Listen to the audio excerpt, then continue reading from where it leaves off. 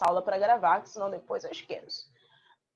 Então, gostaria de saber, vocês fizeram os exercícios do capítulo 11? Porque agora é o momento de nós tirarmos as dúvidas. Rian falou, não fiz, prof. Ai, ai, ai, hein, Rian? Vou puxar a orelha de vocês virtualmente. Alguém que tenha feito, teve dificuldade para fazer os exercícios? Achou difícil algum determinado exercício? Ou não, Hanna, eu fiz, foi tranquilo?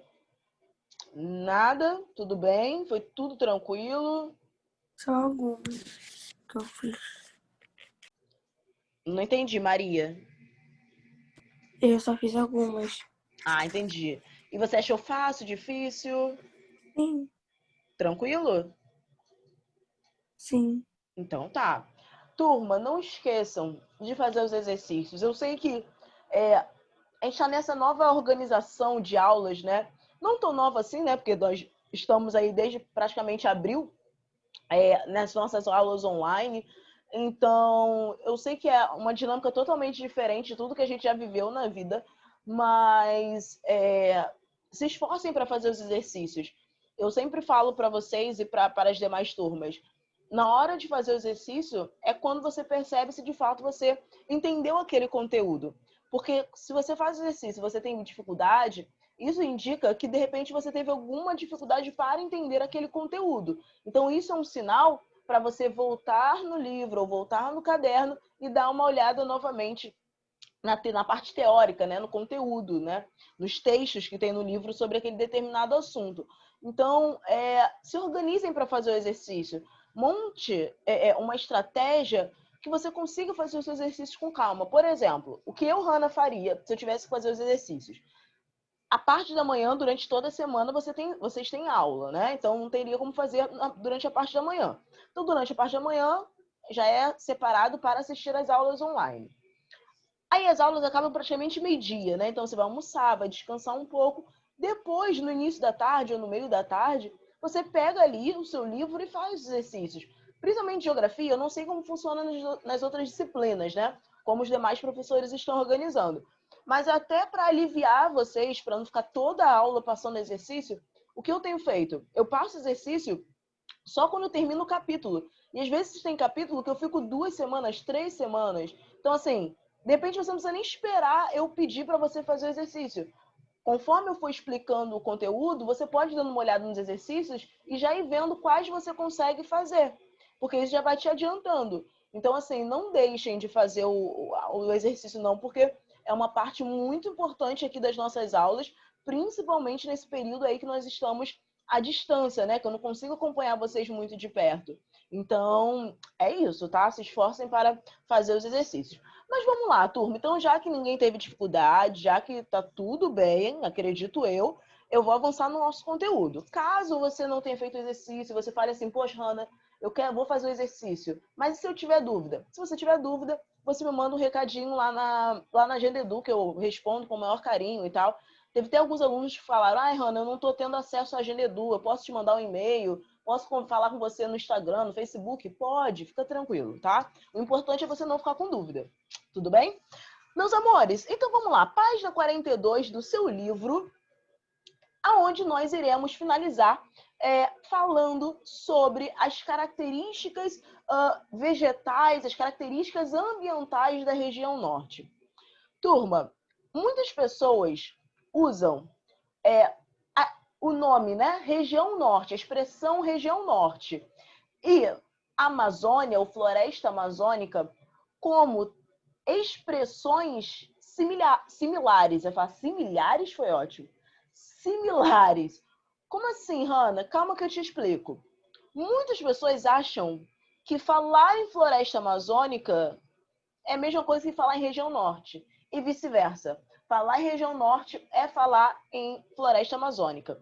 Só que nós temos que ter um pouco de cuidado com essa ideia de que uma expressão é a mesma coisa do que outra. Ou que a região norte é a mesma coisa que floresta amazônica e que floresta amazônica é a mesma coisa que região norte. Porque não é. Tudo bem? Vou te explicar o porquê não é. Quando nós falamos em região norte, nós estamos falando em uma das regiões do Brasil, né, criada ali pelo IBGE, Isso aí foi o assunto nosso lá no começo do ano, não sei se vocês lembram disso, mas uma das nossas primeiras aulas, ainda no colégio, nós falávamos sobre as formas de regionalizar o Brasil, né? Então, havia regionalização geoeconômica, havia aquela regionalização que dividia o Brasil em Brasis, criada pelo Milton Santos e pela Laura Silveira, que eram geógrafos, né?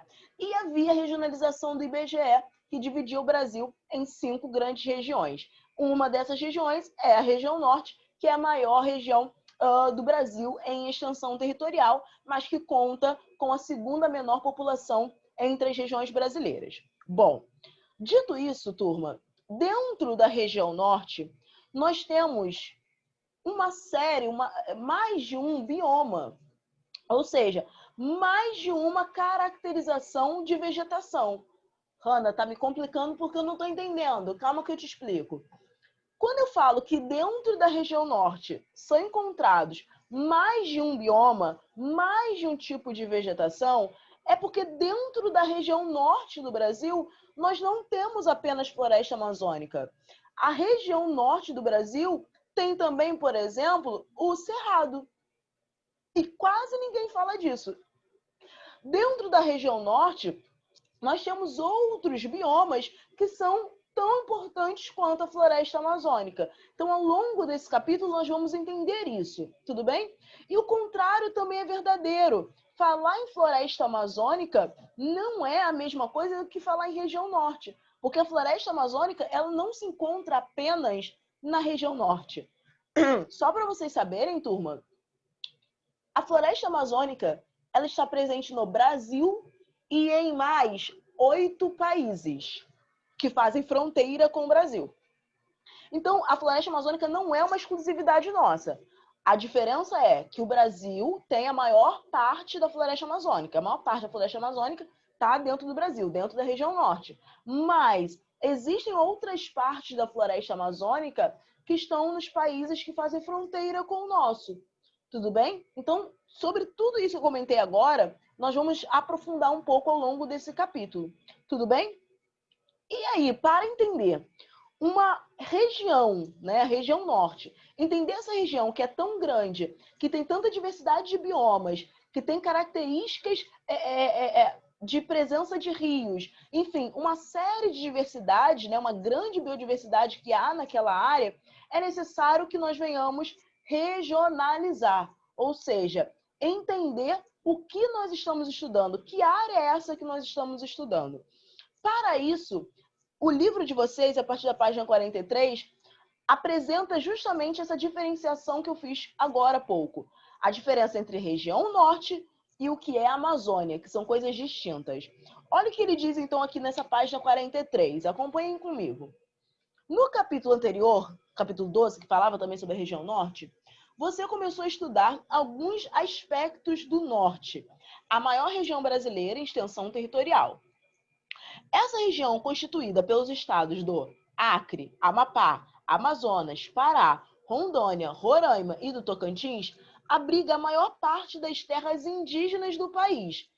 Isso aí, turma, de terras indígenas, nós vimos no finalzinho do capítulo 12, não sei se vocês lembram, que tem até um mapa do Brasil e que mostra ao longo, né, da extensão do território brasileiro qual é a área do Brasil, qual é a região brasileira que tem mais terras indígenas. E aí estava sinalizado que era a região norte, porque era onde tinha a maior concentração de pontinhos verdes que representavam essas terras indígenas.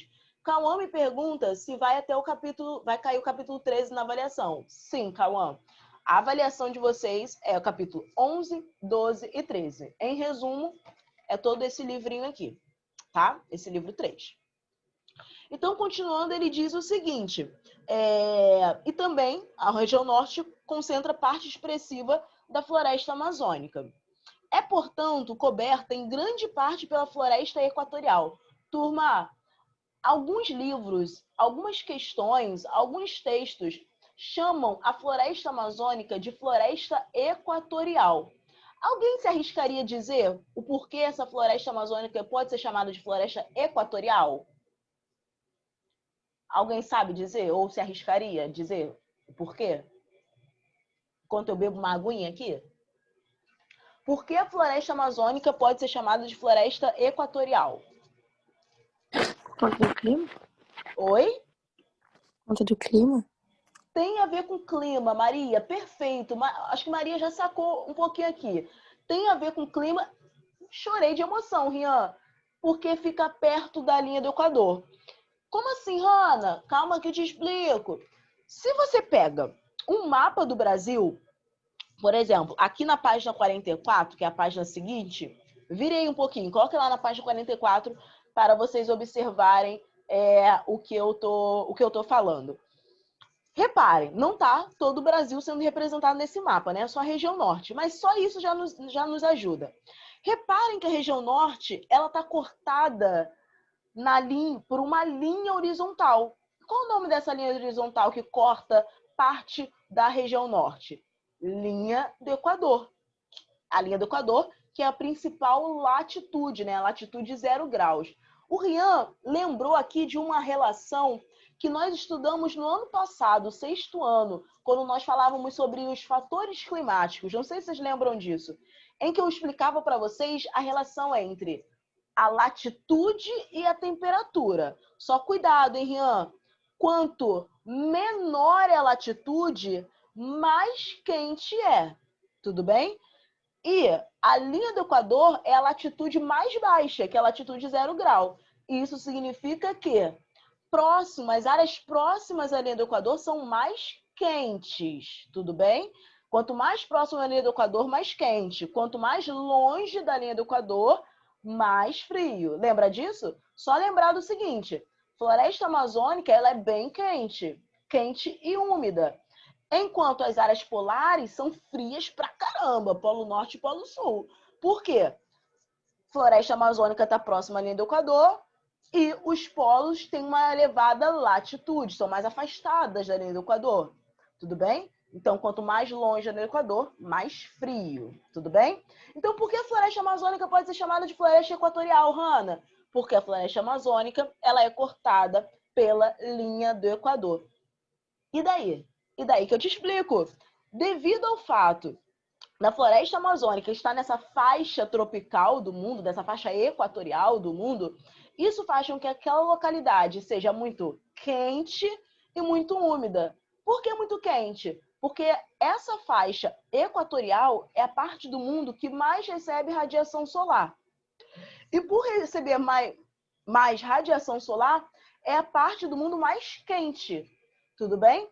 Então, se é muito quente, a água vai evaporar mais fácil. Ou seja, a água vai conseguir sair do estado líquido para o estado gasoso de forma mais rápida. Por isso que na floresta amazônica, ano passado, no terceiro ano, eu tinha um aluno, lá no Marcos Rodrigues mesmo, ele morou em Manaus, capital do Amazonas, né? Que é uma das principais cidades, Manaus, que é uma das principais cidades ali da região norte. E ele falava assim, Hanna, é incrível, em Manaus, todo final de tarde chove. Assim, a gente já sabe que a gente tem que sair de casa com um guarda-chuva, porque todo final de tarde chove.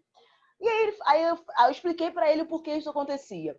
Porque devido ao fato da região norte estar nessa faixa equatorial do mundo, ali é muito quente. Por ser muito quente, a água facilmente sai do estado líquido e vai para o estado gasoso. E quando essa transformação da água do estado líquido para o estado gasoso é muito intensa, muito acelerado, as nuvens ficam muito pesadas, cheias de água no estado gasoso, né?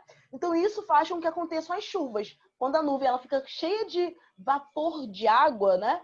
Ela fica tão pesada, que ela não consegue segurar todo esse vapor. Então, no final da tarde, a nuvem ela descarrega esse vapor de água em forma de chuvas. Tudo bem? Então, a floresta equatorial, que também pode ser chamada de floresta amazônica, ela é muito quente e muito úmida. Estou explicando isso porque isso já foi questão de prova e isso é muito importante vocês entenderem. Show? E aí a floresta aí continua dizendo o seguinte, né? Portanto, coberta em grande parte pela floresta equatorial, cortada por grandes rios, como o Amazonas, e marcada por uma rica diversidade natural e cultural.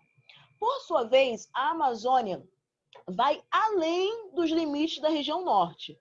ela corresponde à área ocupada por uma grande floresta equatorial que abrange parte do território brasileiro e de outros países sul-americanos. A Amazônia Internacional, porque em alguns momentos, turma, os livros fazem essa divisão da Amazônia.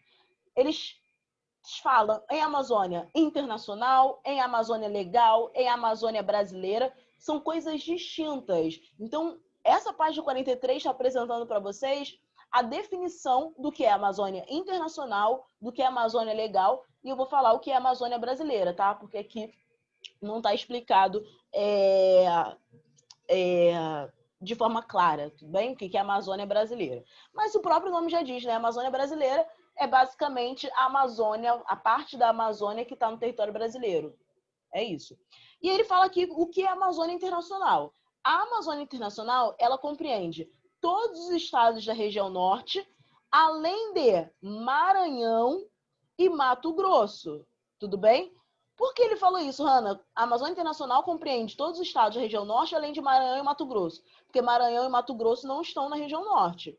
Maranhão, região nordeste, e Mato Grosso, região centro-oeste. Mas nesses dois estados, apesar de não estarem na região norte, nós temos a floresta amazônica. Além disso, a Amazônia Internacional inclui também mais 7 países da América do Sul, mais a Guiana Francesa. Tudo bem? Então tem Bolívia, Colômbia, Equador, Guiana, Peru, Suriname, Venezuela e a Guiana Francesa.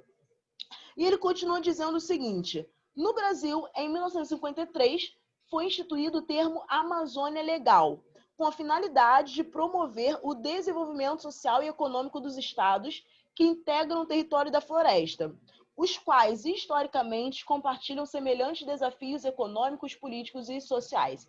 A Amazônia Legal, turma, engloba a Amazônia brasileira e mais algumas áreas que fazem fronteira com essa Amazônia brasileira. De repente você falando, Hanna, não ficou tão claro para mim, eu não estou entendendo. Vai lá para a página 44, naquele mapa que a gente tinha olhado agora há pouco. Nessa página 44, tem a delimitação de cada uma dessas Amazônias que nós falamos. Tem a delimitação do que é a Amazônia brasileira, Amazônia Internacional, com a linha roxa. Tem a definição aqui do que é a Amazônia Brasileira, que é a linhazinha amarela. E tem a delimitação do que é a Amazônia Legal, com a linhazinha vermelha. Então, percebam que a extensão territorial da Amazônia Internacional, da Amazônia Brasileira e da Amazônia Legal são diferentes, tá?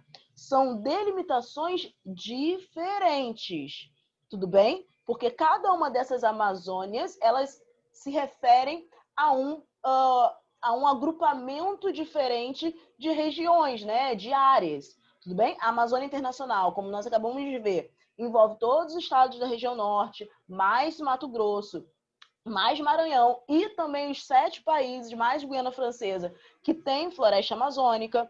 A Amazônia Brasileira é apenas a floresta amazônica que está no território brasileiro e a Amazônia Legal engloba os estados brasileiros que têm floresta amazônica, mais algumas áreas que fazem limites com essa floresta.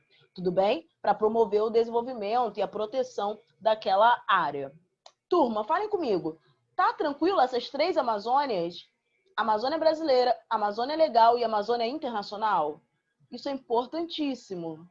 Rian falou, tá tranquilo, tá favorável. Então tá, Rian, vou confiar no Rian, hein, gente? Página 45, que é a página ao lado, vem falando sobre algo muito importante da floresta amazônica. Quem prestou atenção aí na minha explicação do porquê a floresta amazônica pode ser chamada de floresta equatorial, deve ter ouvido, prestado atenção quando eu falei assim, olha, meus amores, floresta amazônica é uma floresta quente e úmida. Todo final de tarde acontece o que em Manaus? Chove, não apenas em Manaus, tá? Em outras cidades também, da região norte. Isso faz com que a região norte tenha muitos rios, tá? Por quê? Se chove constantemente, diariamente naquela região, faz sentido ter muitos rios, né? Porque a água das chuvas, a água das chuvas acaba abastecendo esses rios, ou seja, A maior parte dos rios da Amazônia são aqueles rios que nunca secam, né? Aqueles rios perenes. Só para vocês terem ideia, o rio Amazonas, segundo alguns autores, alguns pesquisadores, é o principal... Quase que cai meu fone. É o principal, é o maior rio do mundo, tá? Na classificação de alguns cientistas, alguns pesquisadores, né, ambientalistas, o rio Amazonas é o principal e o maior rio do mundo. Só para vocês saberem, turma, o rio Amazonas, apesar de cortar boa parte da região norte, ele nasce, na verdade, na América do Sul, nos nossos vizinhos. Ele nasce na Cordilheira dos Andes, tudo bem? E o rio Amazonas, ele se forma a partir da junção do Rio Negro e do Rio Solimões. Se vocês olharem aqui na página 45 e conseguirem achar aí, olha, Rio Negro, Rio Solimões. O Rio Negro está mais ao norte, da região norte, e o Rio Solimões está um pouco abaixo do Rio Negro. Eles dois se juntam, e quando eles se juntam, eles formam o Rio Amazonas. Se vocês tiverem curiosidade, no YouTube mostra, tem alguns vídeos que mostram a junção desses dois rios. Porque um deles tem água mais escura e o outro tem a água mais barrenta, assim, com cor de barro. E aí eles se juntam, se unem e formam o Rio Amazonas. É algo lindíssimo, vale a pena ver vídeos disso na internet. Turma, percebam nesse mapa aí da página 45 que além da presença de rios, ele nos mostra a altitude do relevo da região norte. Percebam que a região norte ela é praticamente uma planície, né? Uma grande planície, porque nós temos ali uma grande presença dessa coloração verde que indica altitudes mais baixas, né? Mais modestas. Beleza? Tranquilo essa parte aí da hidrografia, da altitude que eu comentei com vocês. Show de... Tranquilo? E lembrando, tá, turma? Só uma observação. Se há rios nessa área bem grande de planície, então você pode falar que a maior parte dos rios da Amazônia são rios de planície. E os rios de planície, eles são bons para quê? Alguém lembra? Eu já falei isso algumas vezes com vocês. O rio de planície, ele é adequado para quê? Para gerar energia ou para navegação? Quem sabe?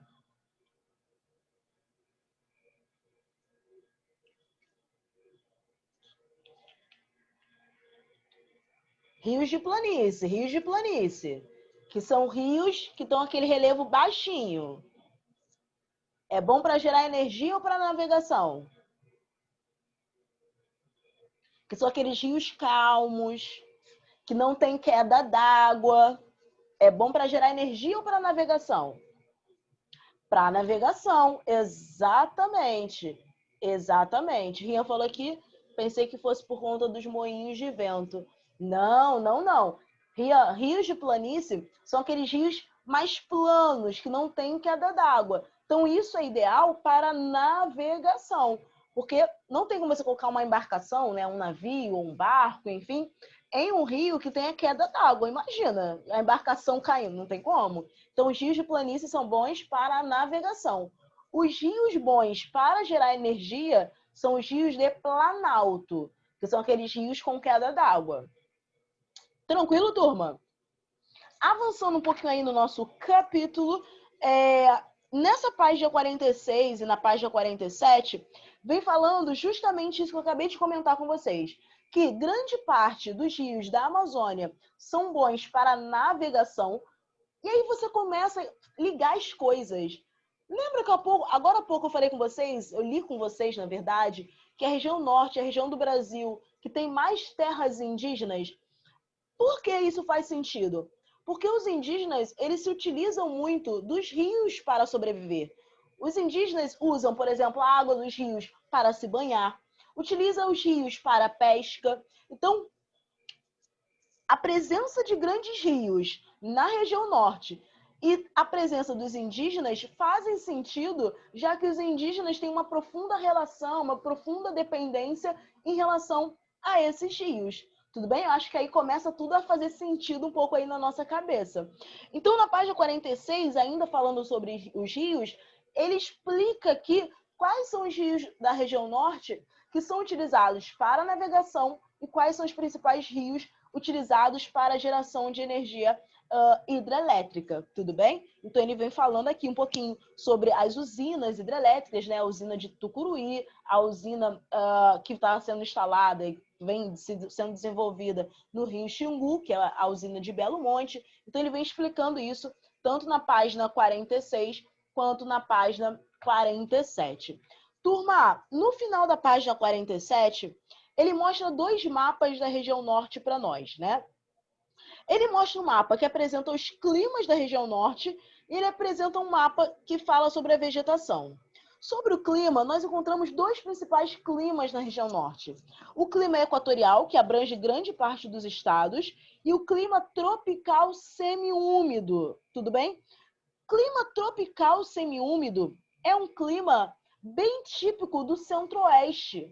Tudo bem? Não sei se vocês lembram que eu falei isso. No centro-oeste, nós temos o clima semiúmido, que é aquele clima que tem 2 estações bem definidas, né?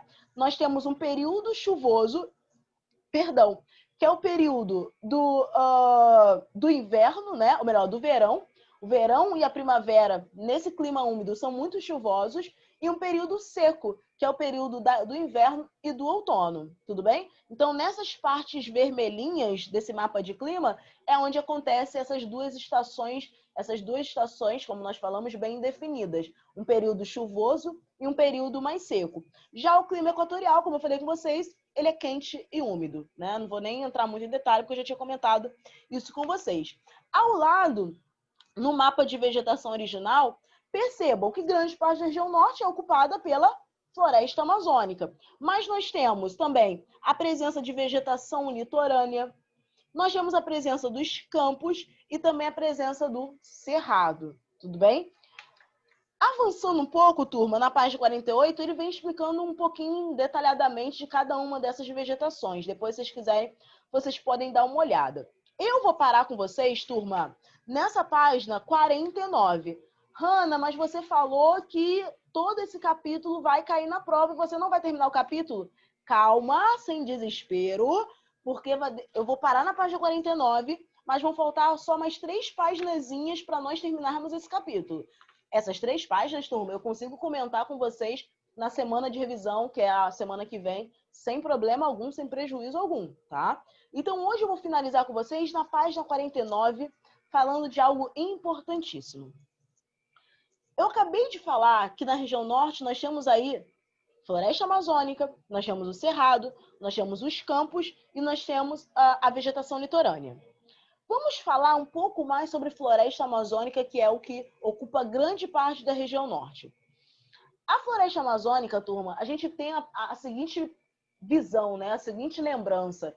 A floresta amazônica são aquelas árvores gigantes, né? O chão cheio de folhas. É isso, sim, mas não é só isso. Você tem grandes árvores da floresta amazônica? Sim. Mas você tem também uma parte da floresta amazônica que tem uma vegetação mais arbustiva, ou seja, uma vegetação menorzinha. Nós temos parte da floresta amazônica sendo alagada no período de cheias. Tudo bem? Então, falar no bioma floresta amazônica é entender que é uma floresta equatorial, né? Ou seja, uma floresta quente e úmida, que possui grande diversidade vegetativa, vegetações de diversos tamanhos. Na geografia, nós nem falamos tamanho, né, de vegetação, nós falamos o porte da vegetação. Então, nessa página 49, ele classifica esses tamanhos da vegetação da floresta amazônica em 3 grandes grupos. Ele fala em mata de igapó, mata de várzea e mata de terra firme. Acompanhem comigo aí no finalzinho da página 49. Olha o que ele fala aqui sobre mata de igapó. Matas de igapó ocorrem em terras constantemente alagadas em terrenos baixos, às margens dos rios.